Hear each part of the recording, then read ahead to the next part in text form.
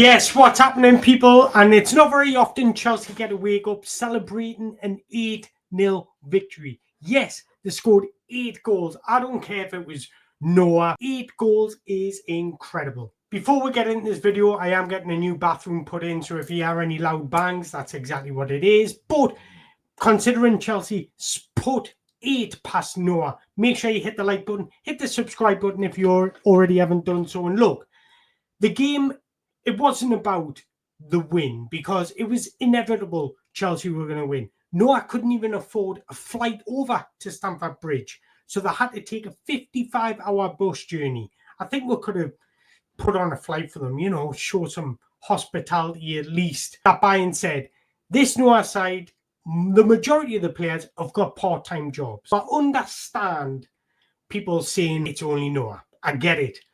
What I wanted to see was quality, attitude, good decision making, and we got all three. Starting out with the decision making, Enzo Maresca going with Felix and Nkunku in the pockets. Boy, it was beautiful. We spoke previously about playing Cole Palmer and João Felix in the pockets and just finding a right balance. It looks like he's using those games, experiment a little bit, find that balance. Get back to the game. Noah's Ark was destroyed by Enzo Maresca's Chelsea. Let's give Enzo Maresca the credit in speaking his native language. 1, 2, 3, 4, 5, 6, 7, 8. 8 segnate. 8-0. What I've just said is 1, 2, 3, 4, 5, 6, 7, 8. 8 goals scored and 0 conceded. The team will put out, that's 13 scored in Conference League this season. 13 goals in 3 games. That's unbelievable. But the team will started out with a back 4. Enzo just in front, then we had a 4 and a 1. And because we were so dominant, we pretty much played with a 3 at the back at all times. And we had Renato Vieira alongside Enzo Fernandez. Let's give Noah their credit because they had opportunities. We hit them for 8. We could have had 16. But Noah, give them their due. They had their opportunities. Jorgensen had to pull off some saves. So let's give Noah a bit of credit. And I'm not trying to sound patronising there because I thought they showed great attitude. Because when you go 5-0 down, 6-0 down, 7-0 down, it's so difficult just to motivate yourself. But it was great to see Mark Gee and Tyreek George both start, and I thought they were both brilliant. Mark Gee, it's like we've misprofiled him.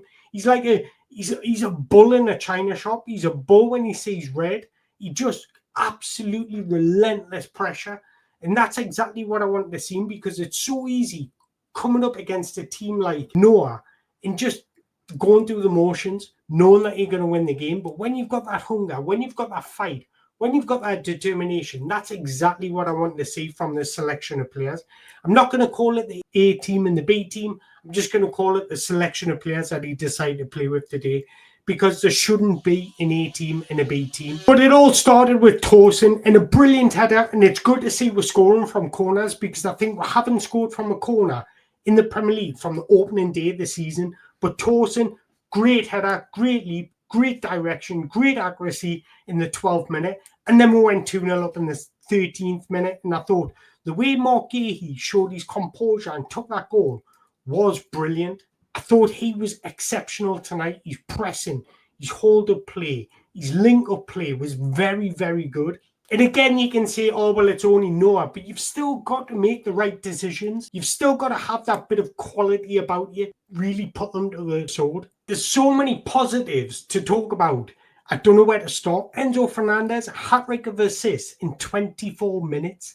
That's insane, and he was brilliant today. That is the level of performance I want to see in the Premier League because we know his quality. He's extremely efficient in possession, and I want to see that manoeuvred into the Premier League.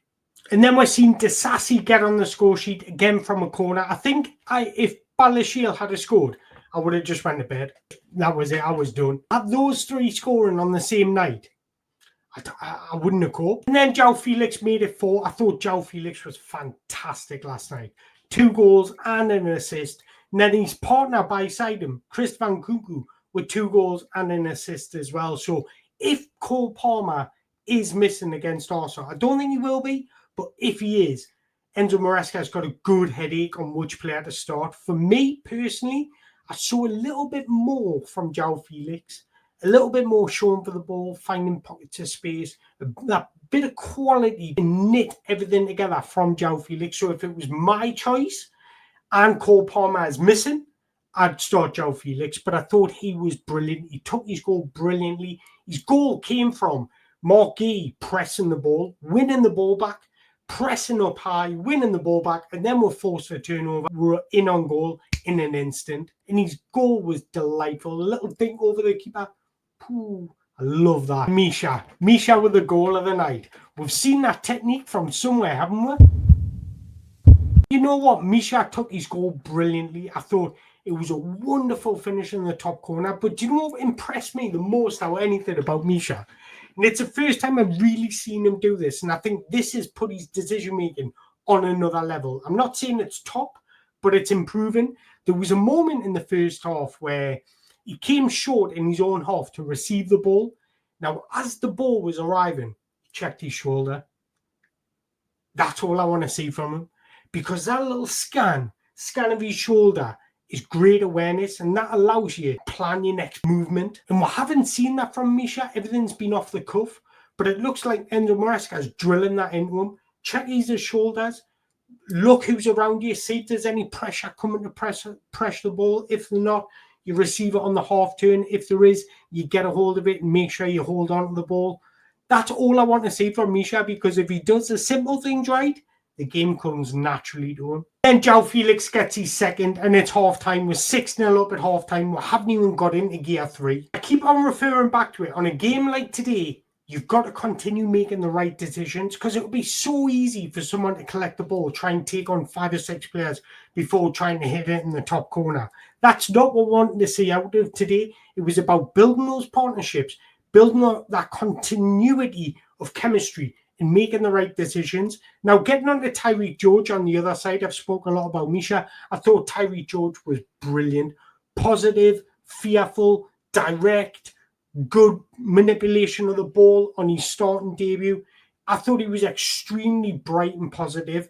Look, he's not knocking on the door for a Premier League start or anything, but that is a very good sign of a very good young player. But I keep harping on about decision-making. I thought Tyreek George's decision-making tonight was brilliant. He was making runs at the right time. He was dribbling at the right time. He was recycling possession at the right time. He wasn't trying to force things. I just thought it was a very, very positive and bright debut. Because from a Maresca point of view, he knows he's selecting the side that's majority of the time he's going to find it easy in these games. But what he's looking for is, can I trust you to make the right decisions in the Premier League games? Can I trust you to make the right decisions, the right movements in a more difficult game? That's what he's looking for. And I think the majority of the players out there, bar 1 or 2, I thought Balashil was a bit nervy at times, but the majority of the players showed the right attitude tonight. All in all, it was extremely positive for Chelsea, and Chris Van Kugel ended the night with 2 goals in the second half. The only criticism I can give, and it's not really criticism, is why is Cucurella, why is Malo Gusto on the bench tonight?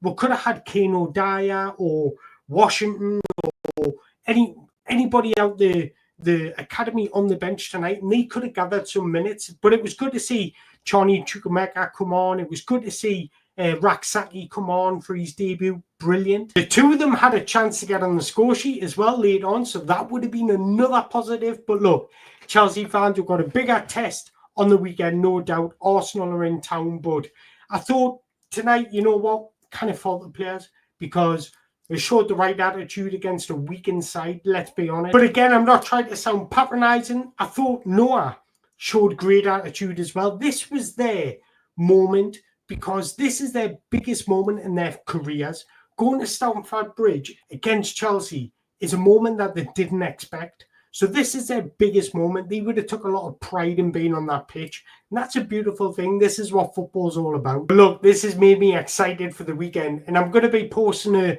match preview against Arsenal on who I think will start and how we can break them down. I'm incredibly excited to get into that. You don't want to miss it either. So make sure you hit that like button, hit that subscribe button so you don't miss an episode.